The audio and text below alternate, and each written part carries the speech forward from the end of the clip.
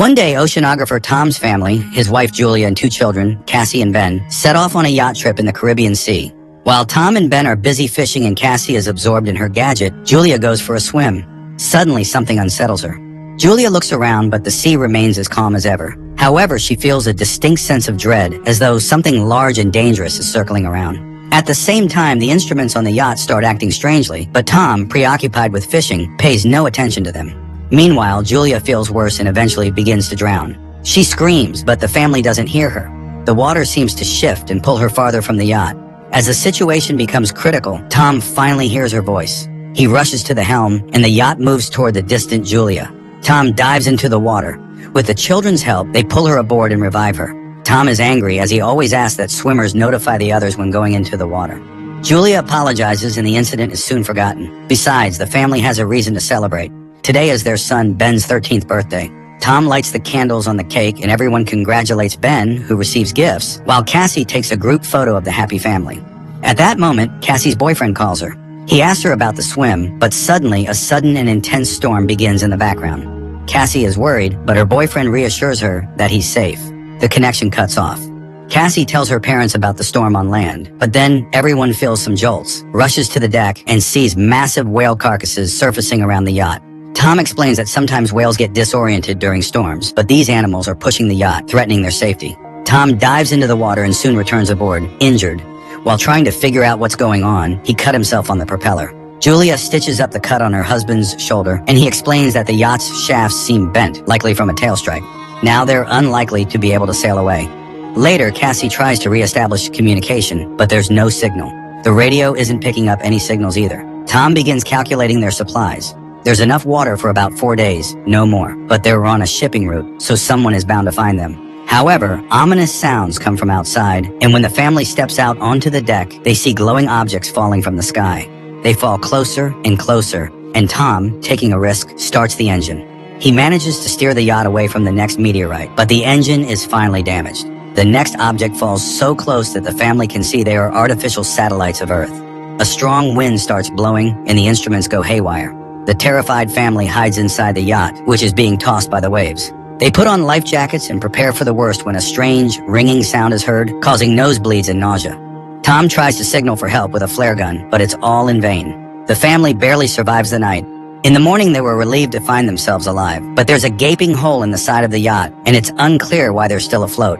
The family goes outside and freezes in amazement. The water is gone, and their boat is standing on a rocky outcrop in the middle of a stony desert where the ocean once was. Sometime later, Tom tries to reassure his family, saying that not everyone could have perished. He takes measurements and realizes that the compass is lying. North isn't where it's supposed to be. This means the Earth's poles have shifted. Such a thing has happened on Earth before, but a long time ago. It turns out that the sea has retreated to where the land used to be, and most likely, humanity has perished. Cassie can't bear this revelation and runs to the cabin, asking to be left alone. Julia goes to inventory the remaining supplies, while Ben releases a bunch of colorful balloons into the sky, hoping survivors will come to their aid. Meanwhile, Tom turns on the radio, sending out distress signals. Unexpectedly, he hears a response. It's from Naoto, the captain of a small submersible. They were deep underwater when the catastrophe happened, and that's why they survived. However, all communication systems have failed, and expecting help is futile. According to his calculations, the sea will return in about a week, and it will be harsh. So the man advises them to find higher ground and stay there. Julia orders the children to pack their things. Tom directly asks the captain if he can save their children. Naoto explains that the submersible is very small. Unfortunately, Naoto's partner died, and he can only take one person. After some persuasion, Tom convinces Naoto to take both children, and he provides his coordinates. Tom charts a course on the nautical map and promises to reach the location in a couple of days. The next morning, the family is almost ready to embark on their journey. Tom steps onto the deck and suddenly sees a man with a dog approaching. He walks toward him and greets him, but notices that the man is injured. He offers the traveler some water. The man drinks it and then suddenly punches Tom in the face, which Julia sees. She rushes to her husband as the traveler plunges a makeshift spear into Tom's chest. The dog keeps Julia at bay, though she freezes in horror herself. Realizing there's no saving her husband, she runs to the yacht. The man pursues her, injuring her arm. Nevertheless, Julia climbs onto the deck, and the children, hearing her screams, run to her aid. Together, they barricade the doors to the cabin. After that, Julia hides Cassie and Ben in a locker, giving her daughter the flare gun and instructing her to shoot only as a last resort. Meanwhile, the killer tries to break down the doors and eventually succeeds. Julia hides in the bathroom, patching up her wound. Entering, the intruder heads straight to the galley and grabs some food. It's clear that he's very hungry. Holding a can of food, the man begins searching the yacht while Julia arms herself with a kitchen knife. He enters the cabin, but the woman jumps overboard, hiding beneath the yacht. The killer peers through the hole but doesn't see her. However, the dog attacks Julia, forcing her to kill it. The man hears the yelp, goes outside, and finds the dog's body.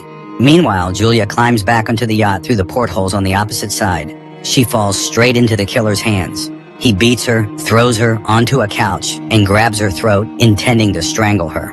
Cassie witnesses all this and realizes it's the last resort.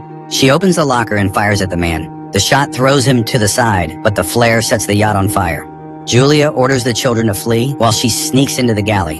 The killer, only injured, tries to attack again. Julia kicks him away, grabs the packed bags, and jumps overboard, where Ben finds his father's body.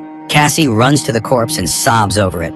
Julia kisses her deceased husband, but seeing the killer leap from the burning yacht, she takes the children and leaves. The boat explodes behind them. The family runs across the stony desert and soon takes shelter in a rocky canyon where a stream flows. However, the water is salty and undrinkable. Cassie shares a small amount of water with her brother, but he refuses to drink.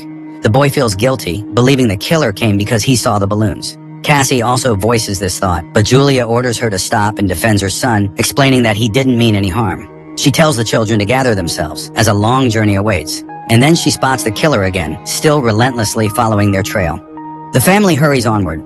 That evening, Ben finds the carcass of a hammerhead shark and tries to butcher it. But Julia sees the pursuer and orders the children to run. They soon come across a field of once flooded toxic waste barrels, but Julia urges the children forward despite the threat of contamination, knowing the killer is still on their heels.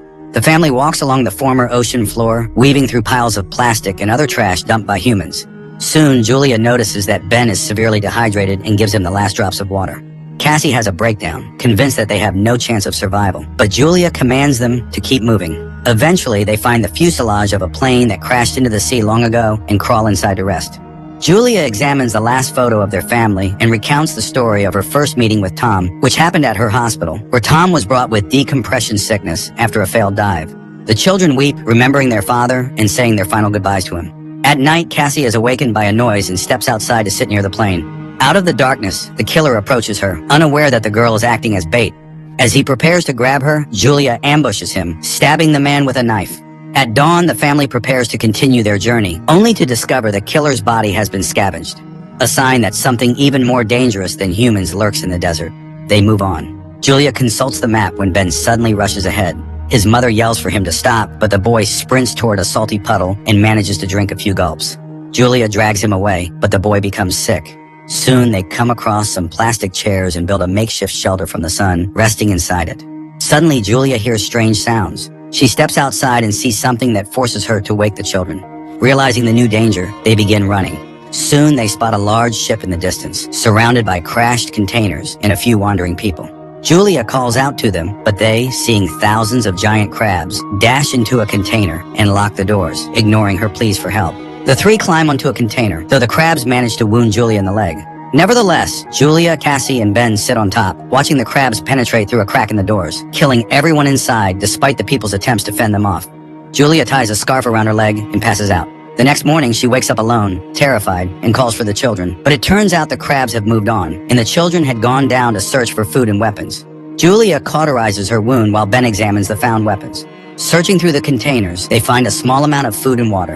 In the pocket of one of the deceased, Julia finds a radio and contacts Naoto. He responds, explaining that he was also attacked by deep-sea arthropods. Based on his observations, the sea will return soon, which is why the creatures have emerged. Julia begs him to save her children, but she's unsure where to go because she's lost the map. Naoto fires a flare. Ben sees the direction, and the family rushes toward it. Soon they see a yellow submarine in the distance, but reaching it is difficult due to the terrain of the former seabed. Cassie dislikes her mother's talk about saving the children, but Julia refuses to answer and pushes the family onward.